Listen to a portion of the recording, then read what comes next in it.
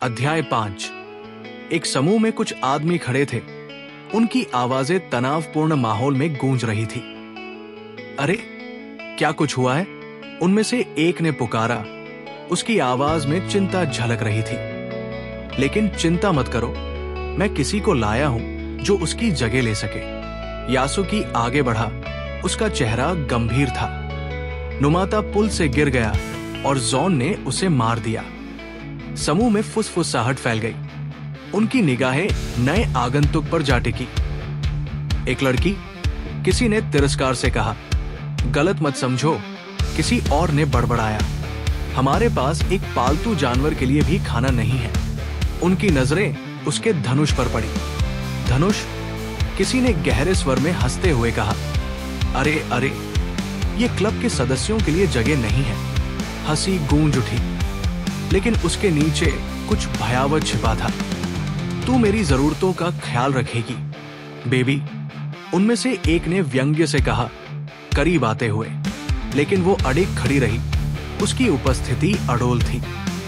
वो अलग थी, वहां मौजूद किसी भी लड़के से ज्यादा जीवंत। तो फिर उसने कहा, उसकी आवाज स्थिर थी, क्या तुम इस क्लब सदस्य से लड़ना चाहोगे?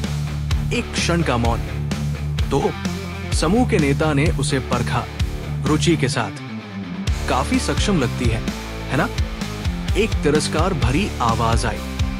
किसी ने धीरे से बड़बड़ाया, गो। उसकी आवाज तेज हो गई। तुम्हें कम से कम श्रम करने और हमारी सुरक्षा सुनिश्चित करने का न्यूनतम प्रयास तो करना ही होगा। उसकी निगाह भीड़ पर घूमी। अगर ये साम्राज्य मरता है तो तुम भी मरोगे। साम्राज्य के अस्तित्व को अपनी जिंदगी समझो और उसी के अनुसार काम करो। उसका स्वर और कठोर हो गया। इस साम्राज्य में कोई कानून नहीं है। हम चोरी, बलात्कार, हत्या या किसी और चीज के लिए तुमसे सवाल नहीं करने वाले। हवा भारी हो गई जब उसने आगे कहा, लेकिन एक बात साफ कर दूं, ये पूंजीवाद का राष्ट्र है। यही एक साम्राज्य के जीवित रहने का तरीका है। एक आवाज घृणा से भरी हुई बोली, क्या ये बस कमजोरों को सताने का तरीका नहीं है? नेता मुस्कुराया। कैपिटलिज्म, उसके शब्दों में वजन था। जो कोई भी हमारे लिए बाधा बनेगा, उसे हटा दिया जाएगा। समझे? यहां कोई मुफ्त में खाने नहीं मिलेगा। उसने पलक तक नहीं झपकाई। उसकी आंखें सीधे उससे मिली। मैं ऐसा कोई गंदा काम नहीं करने वाली। और अगर तुम में से किसी ने हम दोनों में से किसी को भी हाथ लगाया तो मैं तुम्हें इसकी कीमत चुकवाऊंगी। हंसी गूंज उठी, क्रूर और तिरस्कारपूर्ण। सभी इंसान गंदे होते हैं। उनमें से एक ने घृणा से कहा, चाहे कोई लड़की कितनी भी खूबसूरत क्यों न हो, उसके अंदरूनी कपड़ों से बदबू तो आएगी ही। दूसरा हंस पड़ा। उनकी गंध से प्यार करना ही वयस्क होने की निशानी है। एक और व्यंग्य भरी मुस्कान आई, लेकिन सिर्फ एक कुंवारा ही इसकी शिकायत करेगा। उसने अपनी आंखें संकरी की। उसकी आवाज दृढ़ थी, मेरी ताकत कमजोर नहीं है, लेकिन मैं इसे संभाल रही हूं। क्या तुम मेरी बात सुन भी रहे हो? यहां कोई स्नान या सौंदर्य प्रसाधन नहीं है। उसने अपने बालों में हाथ फेरा। उसके चेहरे पर झुंझलाहट झलक रही थी। मैं मेकअप लगाए हुए हूं, सौंदर्य क्रीम लगाई है और मेरे बाल भी संवार रखे हैं। उसका चेहरा कठोर हो गया। मुझे बुरा लगेगा अगर मैं बुरी दिखूं। फिर एक और आवाज भीड़ के बीच से आई। 3 दिन पहले कागावा और बाकी लोग बंदरगाह पर आए थे। मौन छा गया। मैंने उन्हें गुनकंजिमा पहुंचाया, लेकिन फिर उन्होंने मुझ पर चाकू तान दिया और मुझे नाव से उतरने को कहा। उसकी आवाज हल्की काम गई। मैं इस साम्राज्य में नाव चलाने वाले के रूप में बचा हूं। उसने एक गहरी सांस ली। उसकी मुट्ठियां कस गई। उन लोगों ने इंटरनेट पर फैली अफवाहों पर विश्वास किया और घबराहट से बचने के लिए पहले से तैयारी कर ली थी। ऐसा लगता है कि टोक्यो के संकट के चरम पर पहुंचने से पहले ही। उसकी आंखों में एक चेतावनी चमकी। तुम दोनों को उनसे सावधान रहना चाहिए। हवा में तनाव गहरा गया। अगर उन्हें लगे कि किसी की जरूरत नहीं है तो वे बस उसकी जगह ले लेते हैं। 5 लोग पहले ही मारे जा चुके हैं। रात लंबी थी। उन्होंने किसी तरह एक छोटा तंग तंबू खोज लिया था, लेकिन उसमें कोई आराम नहीं था। मुझे यहां से नफरत है, एक आवाज फुसफुसाई। मैं ZQN के साथ रहना पसंद करूंगा। निरेई-सान, एक चौंकाने वाली चीख ने सन्नाटा तोड़ दिया। उवा, हूं, मैं यही सोऊंगा। सपाट जवाब आया। अगर तुम अकेले हुए तो खतरे में रहोगे। एक हिचकिचाता हुआ सवाल उठा। निरेई-सान, आप मेरी रक्षा क्यों कर रहे हैं?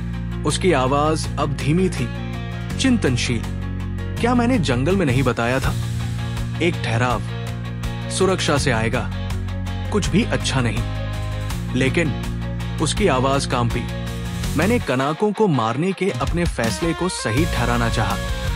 मैं बस एक ऐसा हीरो बनना चाहता था जो राक्षसों को मारे और कमजोरों की रक्षा करे। मैं भागना चाहता था। उसकी नजरें अंधेरी हो गई। लेकिन खुद के उस कमजोर और गंदे हिस्से को कभी माफ न करना। अब मुझे लगता है कि खुद को माफ करने की चाहत, बस खुद को अच्छा दिखाने की कोशिश है। एक फुसफुसाहट, कभी माफ न करना। उसका चेहरा कठोर हो गया। बस एक आत्मसंतुष्ट हीरो बनो। हम सभी मजबूत नहीं होते।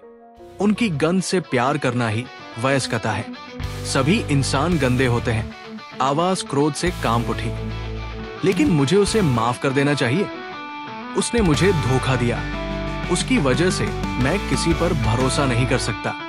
मैं कमजोर हूं और गंदा। मैं अब उसकी वजह से आवाजें सुन रहा हूं, बिल्कुल कागावा की तरह।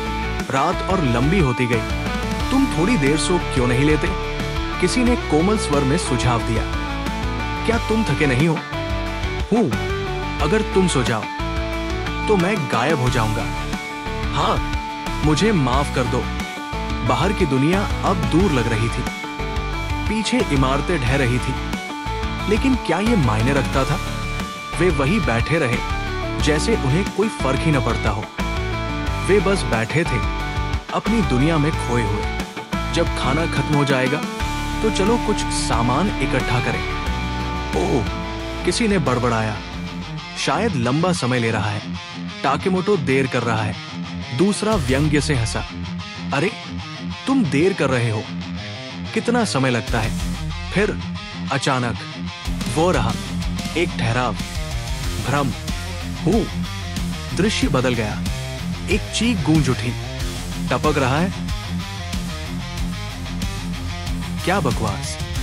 लड़की तेजी से हिली। उसका धनुष तुरंत उठ गया।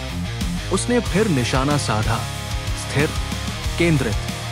एक हताश आवाज गूंज उठी। निरेई, बचाओ, मदद करो। लेकिन निरेई की आवाज ठंडी थी। चुप रहो, बोझ। मैं तुम्हारी रक्षा करके थक गया हूं। एक स्तब्ध फुसफुसाहट। निरेई, शांत। समय धीमा पड़ गया। उसने गहरी सांस ली। उसकी उंगलियां तीर पर कस गई। एक दिल थामने वाला क्षण। वो परफेक्ट थी, एक बेहतरीन निशानेबाज। क्या तुम ठीक हो? ज़ॉम्बी लड़खड़ाया, जैसे तीर उसके कान के एक ओर से दूसरे ओर निकल गया हो। और फिर इसी के साथ अध्याय समाप्त हुआ।